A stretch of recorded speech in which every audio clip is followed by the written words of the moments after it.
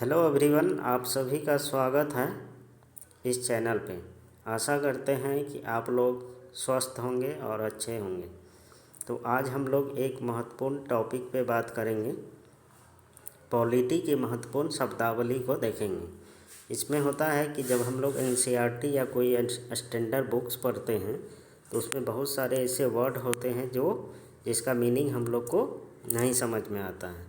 तो सबसे पहले हम लोग इसका मीनिंग को देखेंगे कि इसका जो है वर्ड जो होता है वो क्या क्या होता है, उसका अर्थ क्या होता है। इसको समझने से ये होता है कि कोई भी बात को समझने में आसानी होती है। तो एक एक करके हम लोग सभी वर्ड को देखेंगे और समझेंगे।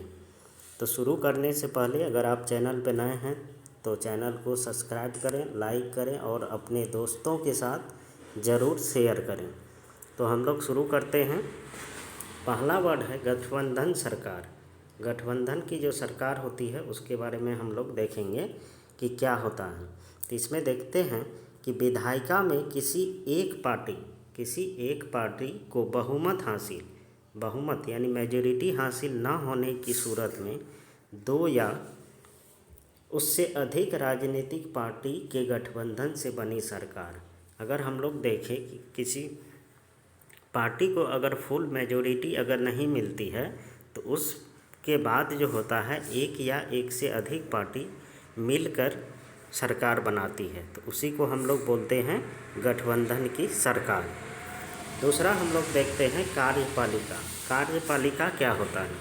व्यक्तियों का ऐसा बॉडी जिसके पास देश के संविधान कानून के आधार पर प्रमुख नीति बनाने, फैसला करने और उन्हें लागू करने का जो अधिकार होता है, इसको हम लोग कार्यपालिका बोलते हैं।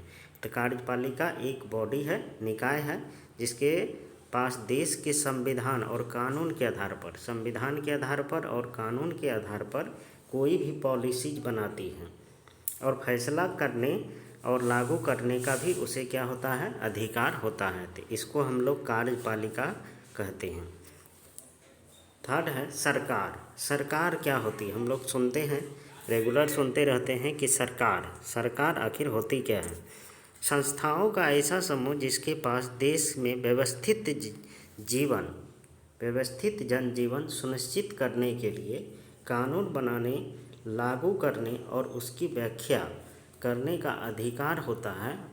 अर्थात और व्यापक अर्थ में सरकार किसी देश के लोगों और साधनों को नियंत्रित यानी कि कंट्रोल और उनकी निगरानी करती है।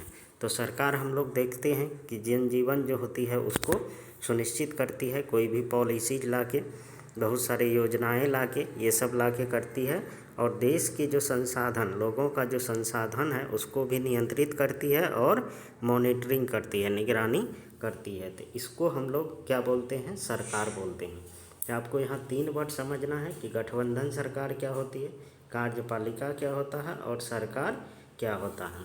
नेक्स्ट हम लोग देखते हैं, नेक्स्ट में है न्यायपालिका। न्यायपालिका क्या होता है? एक राजनीतिक संस्था, और ये भी क्या है, न्यायपालिका भी एक राजनीतिक संस्था है जिसके पास न्याय करने और कानूनी विवादों के निपटारे को अधिकार होता है। यानी कि उसके पास कोई भी अगर कानूनी विवाद आ जाता है, कोई भी किसी भी मामले में अगर कानूनी विवाद आ जाता है तो उसके पास ये अधिकार है कि वो न्याय करे। देश के सभी अदालतों को एक साथ न्यायपालिका, यानी कि देश में जितने भी सुप्रीम कोर्ट है, हाई कोर्ट है, जितने भी डिस्ट्रिक्ट कोर्ट है, उन सभी को हम लोग किस नाम से जानते हैं? तो न्यायपालिका के नाम से जानते हैं, जहाँ पर क्या होता है, न्याय होता है। नेक्स्ट हम लोग देखते हैं विधायिका। विधायिका क्या होता है?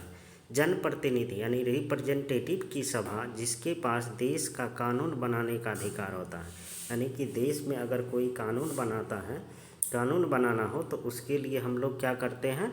विधायिका के पास जाते हैं। मतलब कि विधायिका ही देश में कोई भी कानून बनाती है। कानून बनाने के अलावा विधायिका को कर यानी टैक्स जो होता है, टैक्स बढ़ाने, बजट बनाने और दूसरे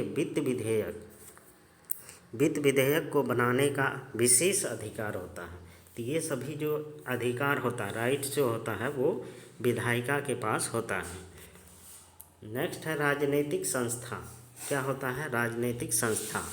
देश की सरकार और राजनीतिक जीवन के आचार को नियंत्रित यानी कंट्रोल करने के लिए करने वाली प्रक्रिया का समूह। यानी कोई भी अगर राजनीतिक संस्था है तो वो क्या करेगा कि राजनीतिक जीवन के आधार पर वो क्या चीज़ करेगा, कंट्रोल करेगा, नियंत्रित करेगा। नेक्स्ट है आरक्षण। ये बहुत चर्चा में रहता है और जब चुनाव आता है तो ये हम लोग को बार बार देखने को सुनने को मिलता है कि आरक्षण पे बातचीत होती रहती है। तो आरक्षण क्या होता है इसके बारे में हम लोग समझते हैं।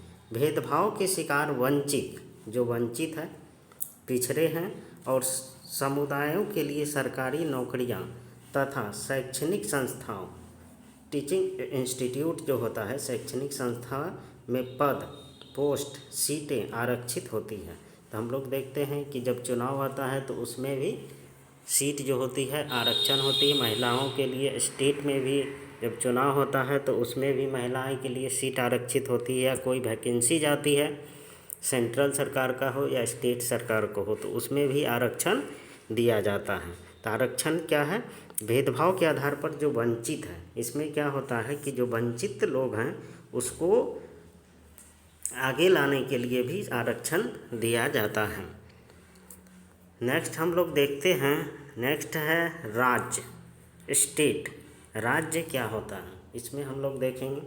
निश्चित क्षेत्र में फैली राजनीतिक इकाई, पॉलिटिकल यूनिट, जिसके पास संगठित सरकार, जिसके पास क्या हो, संगठित सरकार हो और घरेलू तथा विदेशी नीतियों को बनाने का अधिकार हो। उसके पास क्या होता है, अधिकार होता है। अपने क्षेत्र में कोई भी पॉलिसीज बना सकती है, विदेश के लिए भी कोई पॉलिसीज बना सकती है।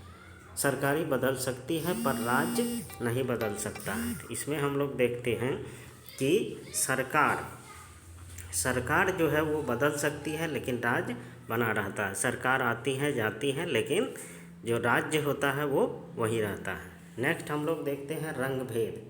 नेक्स्ट हम लोग देखते हैं क्या, रंग भेद को देखते हैं। रंग भेद क्या होता है? दक्षिण अफ्रीका की सरकार की 1948 यानी 1948 से 1989 के बीच काले लोगों के साथ, जो वहाँ पर ब्लैक लोग थे, नस्ली अलगाववाद और ख़राब व्यवहार के करने वाली शासन व्यवस्था। हम लोग जानते हैं कि अफ्रीका में जो है बहुत सारे जो अंग्रेज़ थे वे रंग भेद किए थे। वहाँ के जो लोकल लोगों थे उसके रंग के आधार पर उसको बांटा था। नेक्स्ट हम लोग देखते हैं संविधान, कॉन्स्टिट्यूशन क्या होता है? देश का सर्वोच्च कानून। ये जो है देश का जो है, किसी भी देश का जो होता है वो सर्वोच्च कानून होता है और इसमें किसी देश की राजनीति और समाज को चलाने वाली मौलिक कानून होते हैं।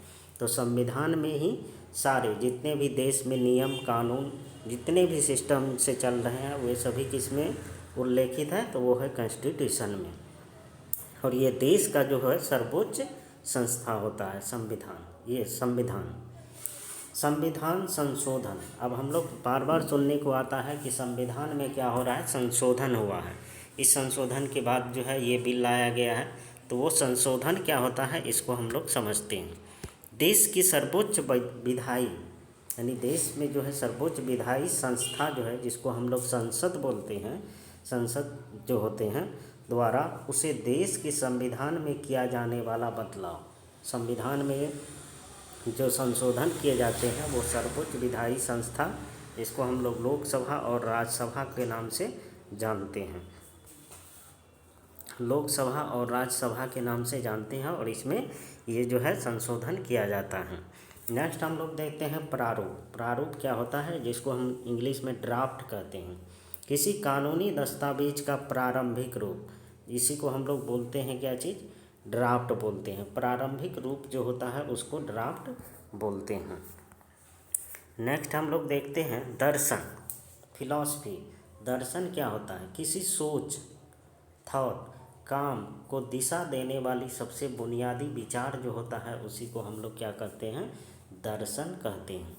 नेक्स्ट है देशद्रोह। देश की सरकार को उखाड़ फेंकने की कोशिश करने का अपराध, जो भी देश के सरकार को उखाड़ फेंकने की बात करता है, चाहे वे देश के अंदर हो चाहे देश के बाहर हो, तो उसी को हम लोग क्या कहते हैं, देशद्रोह। इसको हम लोग क्या कहते हैं, देशद्रोह। सरकार के खिलाफ़ बोलना देशद्रोह नहीं होता है। वो सरकार के खिलाफ़ अगर कोई आप आवाज़ उठा रहे हैं, किसी चीज़ का मांग कर रहे हैं, तो वो देशद्रोह में नहीं आता है। लेकिन सरकार को उखाड़ने की बात करते हैं या गिराने की बात करते हैं तो वो देशद्रोह कहलाता है। नेक्स्ट है प्रस्तावना। प्रस्तावना, प्रेम्बल, संविधान का वह पहला कथन जिसमें कोई देश अपने संविधान के बुनियादी मूल्यों और अवधारणाओं को स्पष्ट ढंग से कहता है, उसी को हम लोग क्या कहते हैं, प्रस्तावना कहते हैं। तो आपको इन सभी वर्डों को जो है याद रखना है और इसको बार बार रिवीजन करते चलना है। और इसी के साथ हम लोग और नेक्स्ट वीडियो में देखेंगे कि क्या क्या महत्वपूर्ण शब्दावलियाँ हैं, और आप लोग पढ़ते चलिए और अपने दोस्तों के साथ शेयर ज़रूर कीजिए और कमेंट ज़रूर कीजिए कि वीडियो कैसा लगा। बाय।